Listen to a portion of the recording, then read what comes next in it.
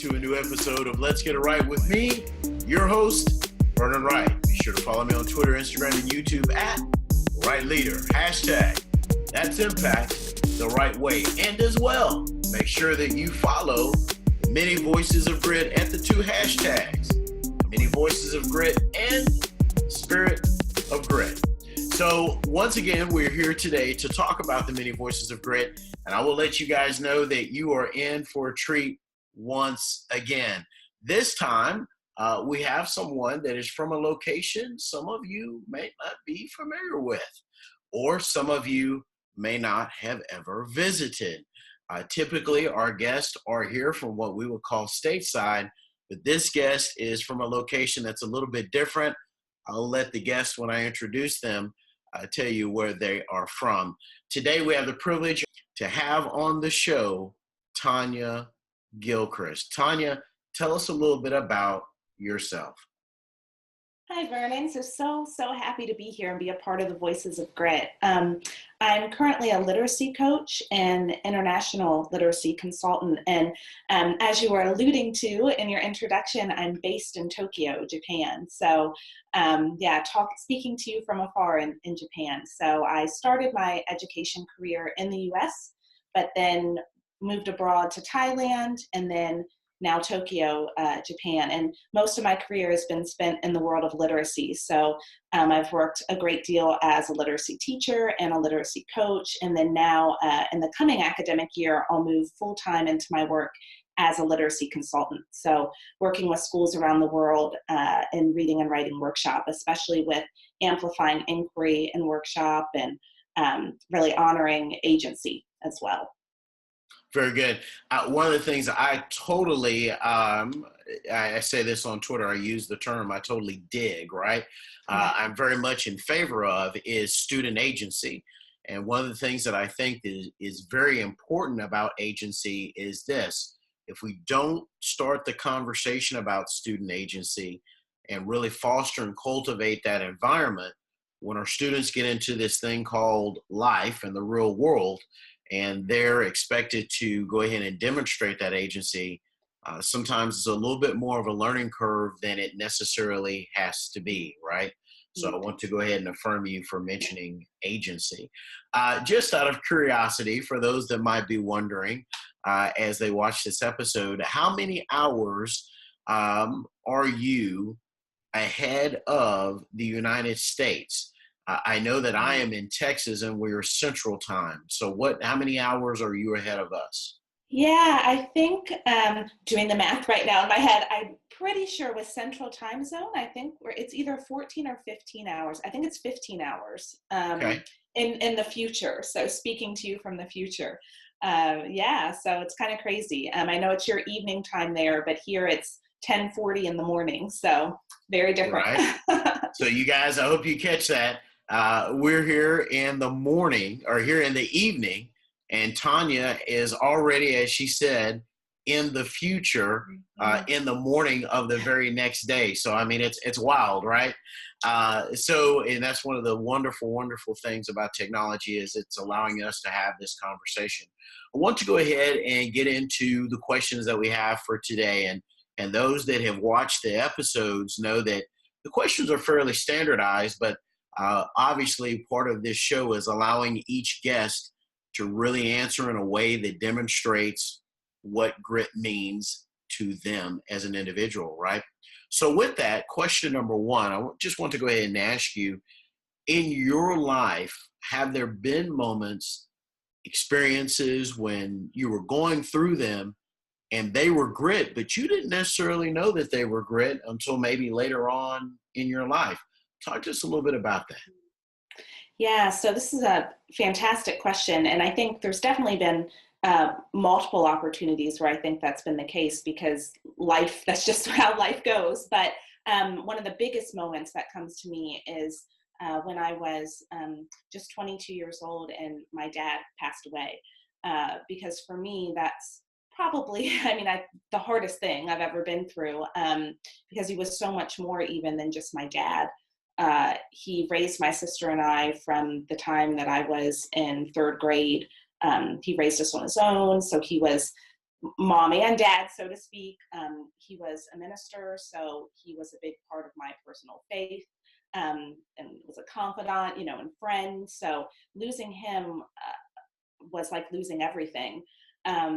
And going through that, I think, is a time when I really had to pull on the grit that he had actually himself taught me, because his example in life, he died from an autoimmune disease. So much of the later years of his life were he was dealing with pain, he was dealing with sickness, and yet he didn't give up. He kept going, and he did everything he could for my sister and I, and was just filled with unconditional love. And again, as a minister, a real servant leader and servant attitude. And having that in my life as an example of grit and perseverance, I think helped me get through the situation of losing him, because I had to pull on those values he had taught me to keep going and to stay positive and to stay joyful, even when things are extremely difficult, just like he did in his life.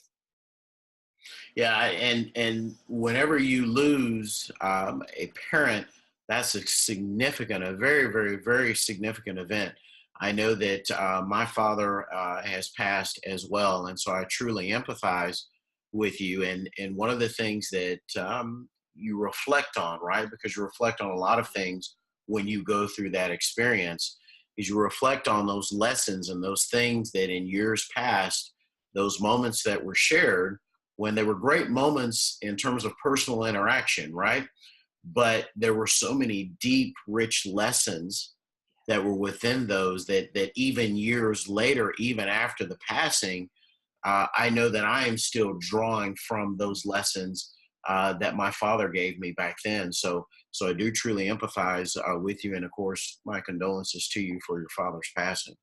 Oh, thank you. And absolutely, I completely agree. I still will hear, you can hear his voice, and it's been, many years now, with lessons he taught. And I think about even the big and small ways too. So like a big way he lived out grit was dealing with his physical pain, and yet still staying positive and caring towards other, never making it about himself. But then also there are more little ways that I see he lived out grit, like, when he first started to have to go on his own with raising my sister and I, that was not something that was in his life plan. So he knew nothing about like cooking and those kinds of things, yet he took it on, and that takes grit too.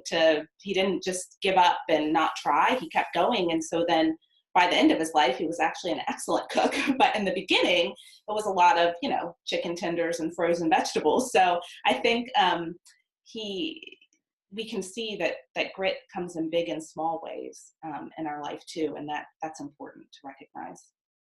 So you took from those experiences some of those lessons you just shared with us now, and that really leads us into our second question, and that is, as a leader and or an influencer of others, if someone were to come to you and say, Tonya, I've looked at videos about grit, I've read books about grit, I've talked to others about grit.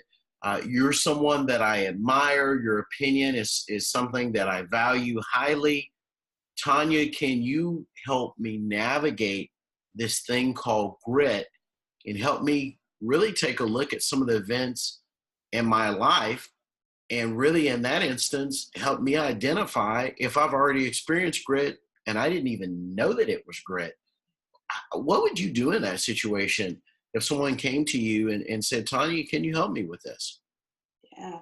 I think for me, because of my experience as a coach, I think I would really pull on those coaching questions. So some reflective questioning, almost sometimes called motivational interviewing, but like asking them to sort of reflect back on their own life and asking them, well, what are some times in your life when you felt like something was difficult, but yet here you are, you didn't give up, and helping them recognize that they have had experiences of grit. And again, going back to what we mentioned a few moments ago, that it could be big or small, because I think some people feel like, they're thankful that they're very fortunate, they've been blessed in their lives, but they feel like then, well, I can't really say I've had grit because I've had it pretty easy, nothing too major has happened, that kind of thing. It's almost like they think it has to be associated with some big, huge bombshell of an event. But we show grit in our everyday lives when we do things by persevering and by not giving up. So I might have them reflect on, well, when's the time you tried something new? Because none of us are fantastic at something in most cases the first time we try it. So maybe thinking back, when you learned to ride a bike, when you learned to roller skate, ski, whatever, you were probably pretty terrible at first. But now, if there's someone who loves to ski, for example, now they're like going down black diamonds and all these things, when at first they might have been just awful.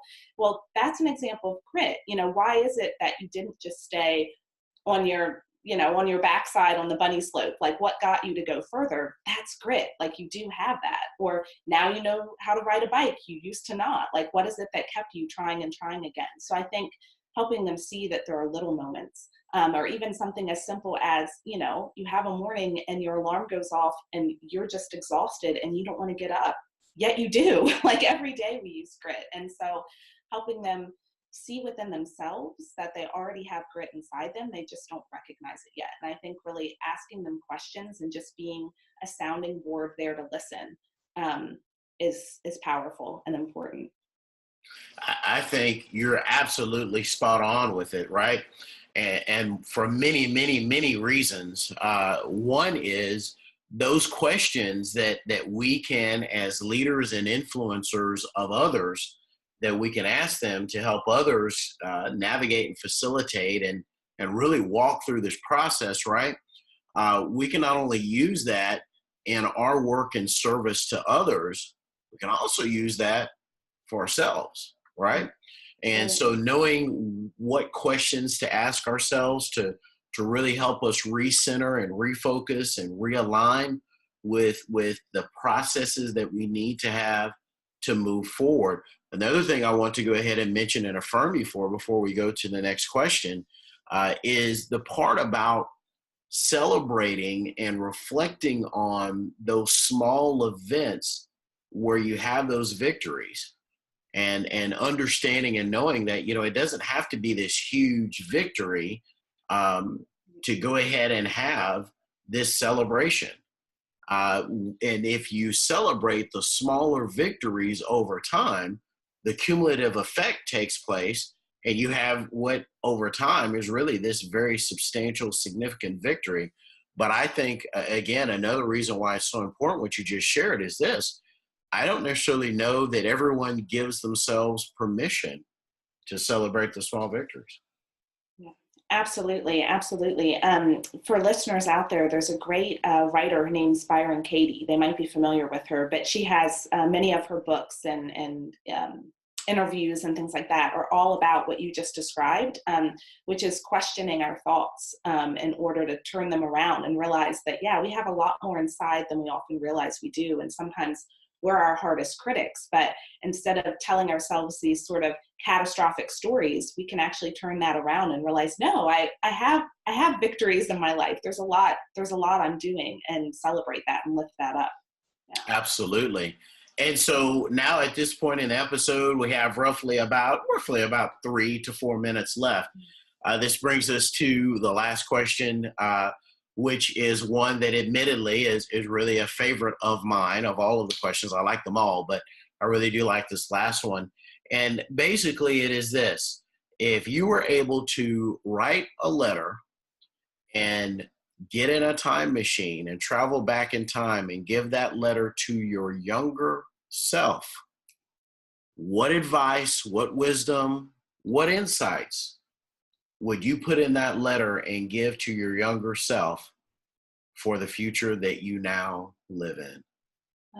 Well, it kind of builds on what you were just talking about, because I struggled a lot growing up with sort of perfectionist tendencies and feeling like I needed to be perfect and kind of all or nothing thinking and struggling with that. So I would probably say, dear me, you don't have to be perfect. You actually, in those imperfections, that's where the learning is. That's where the grit is. You're going to grow and you're going to learn so much through those so-called imperfections. So value that, honor that, and be authentically you. Be you. You don't have to be perfect. I would really want to make sure that my younger self knows that. And I would want to make sure that our younger students all around the world know that you don't have to be perfect. Because I think there's a lot of pressure out there from society, but also just on themselves too. Like I mentioned earlier, I had a fantastic parent. He wasn't putting that pressure on me yet. Just with my own personality type, that sort of perfectionist tendencies came out, and there was so much pressure. And I think I see a lot of learners and students struggling with that. So I think just to know you don't have to be perfect, be you, be authentic, and just grow and learn and keep learning, keep growing. That's where the magic is. So. Well, I want to thank you for saying that specifically. I mean, this whole interview has been phenomenal, right? But even much more so, just that response and that answer that you gave, because that's going to set a lot of people free, because they have felt this internal pressure of having to be perfectionist, having to be perfect all of the time, and that anxiety that comes from that. So you just set a lot of people free with that answer, and so I want to go ahead and say thank you for that. With roughly about 30 seconds left in this episode, I want to go ahead and ask you, is there anything, Tonya, that you would like to leave the viewers with before we end this episode? Yeah, I think just with everything we've talked about today, to hopefully it helps them recognize just how important it is that we help our students, our learners, establish a growth mindset, that we cultivate grit, that we cultivate purposeful risk-taking, because like you said, that will help set them free, so that then they don't have to grow up thinking, I do have to be perfect. They can instead recognize, hey, when I think I failed at something, there actually is no failure, it's learning. So I think for us to recognize the power in that, and for that to be all the more reason why we go out there with that mission to help kids develop a growth mindset and develop grit. Excellent. Absolutely fabulous. Thank you so much, Tonya, for being on the show. We have talked about grit from a lot of different angles. And not only have we done that, we've talked about grit also, too, ladies and gentlemen, with a 15-hour time zone difference. So I just want to let you guys know that 15 hours apart, but through the wonders, I should say, of modern technology, we made it happen. So thank you again, Tonya, for being on the show. It was our privilege, honor, and absolute joy to have you be a part of what we're doing here. So there you have it, ladies and gentlemen. There it is with Tonya Gilchrist. Grit from abroad. I don't know if I said that at the beginning of this episode, but this episode is entitled Grit from Abroad. Ladies and gentlemen, always remember, feed your brain, feed your soul, and absolutely grow your role. That's impact the right way. See you next time.